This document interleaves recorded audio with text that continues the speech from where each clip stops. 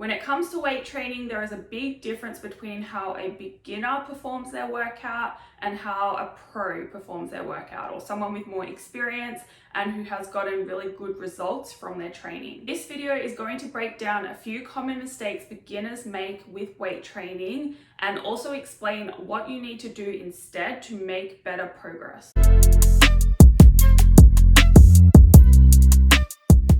Hello, welcome back to my channel. My name is Jodie and I help you change your beliefs so you can change your body, your health, and your life. For this video, I want to help you stop making these common mistakes so you can go from a beginner in the gym to a pro a lot faster. That is obviously going to help you make better progress and make faster progress too. Now, the first mistake I see being made all the time with beginners when it comes to weight training is you're focusing on how long your workout takes. This is something you really don't need to worry about at all because a longer workout isn't really better, especially when it comes to weight training. If you're a beginner and you can work out for longer than 60 minutes, it's a very good sign that you haven't been putting enough effort into those first exercises of your workout. That is really what you need to pay attention to instead. Instead of worrying about how long your workouts are taking, you need to focus on the effort you are putting into each set. Now, this really comes down to the weights that you are choosing to lift. You want to make sure you are choosing a weight that is not so heavy that your form is breaking down, but also heavy enough that really challenges you towards the end of each set. So it should feel, those last 3 reps of each set should feel really hard and challenging, but you should be able to keep good form still. Basically, you want to choose a weight where by the end of each set, you could probably only do 1 to 2 more reps. Now, in some cases, you can go to failure on each set, but this really depends on the exercise. Obviously, exercises performed on a machine or isolation exercises usually you can take to failure more easily, but any exercise that uses free weights or often the compound lifts, you kind of want to leave those reps in reserve just for your safety as well. Now, obviously this is general. If you're doing like 1 rep max training, it's different, but if you're a beginner, you probably are not doing that anyway. The next mistake I see being made is not paying attention to last week's workout. And what I mean by this is when you go into the gym, you need to have assessed your performance last week and you need to be going in there with a goal to improve on that last week's workout in some way. Now, this might be adding some weight on some exercises. It might be adding some reps or some sets or decreasing rest time. Or you might be like, okay, I didn't squat deep enough last week. I'm really going to focus on getting that depth this time. But you must be improving in some way every workout, and in order to do that, you have to be tracking the weights you're using, and you also have to be assessing last week's workout. You can't just perform the workout and forget about it.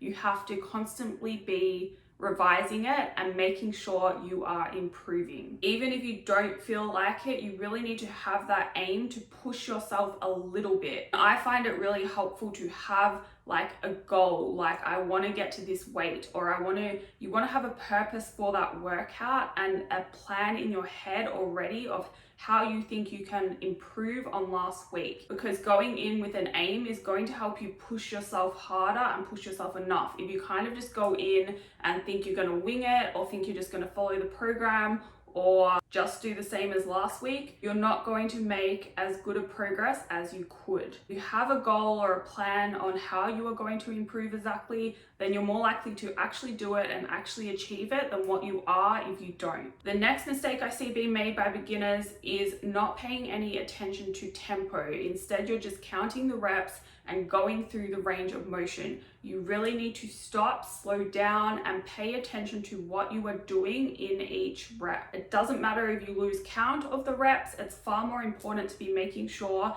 you are getting the most out of each rep that you're actually doing. And to do that, you need to be paying attention to the lowering portion of the lift, making sure you are controlling it, and also the contraction portion, so the concentric component.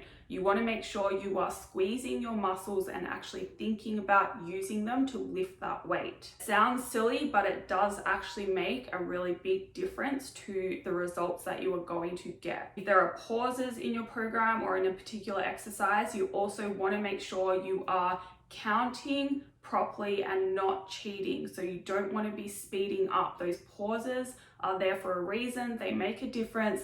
You want to make sure you are actually pausing for that full time indicated in your program. Finally, the last mistake I see being made is not filming yourself. I know it can be awkward and scary to set up a camera, especially at the gym, but pros do this. Like, if you want to improve faster, if you want to actually assess your performance properly, you need to see what you're doing. And the only way to do that, unless you've got a coach watching you or a PT, you need to be filming yourself and actually looking back at your whole workout and what you're doing. Because if you're not doing that, you can't possibly know for sure what you need to improve on. I feel like you are doing an exercise correctly or using the right tempo, but I guarantee if you actually film yourself doing the exercise and watch it back, you're going to look very different to how you think you looked. And looking at yourself in the mirror, in the gym, while you're lifting, first of all, you shouldn't be doing that because a lot of the time it's going to be putting strain on your neck,